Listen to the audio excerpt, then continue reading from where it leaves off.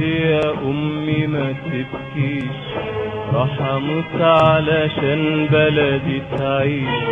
افرحي يا أما وتبكيني. وفي يوم الشهيد محمد كان مجند في الجيش، دخل سلاح الصاعقة وترحل الكتيبة 103 صاعقة بالعريش. محمد في يوم طالع مداهمة مع زمايله، كانوا 8 همرات، كل همر عليه 8 عساكر.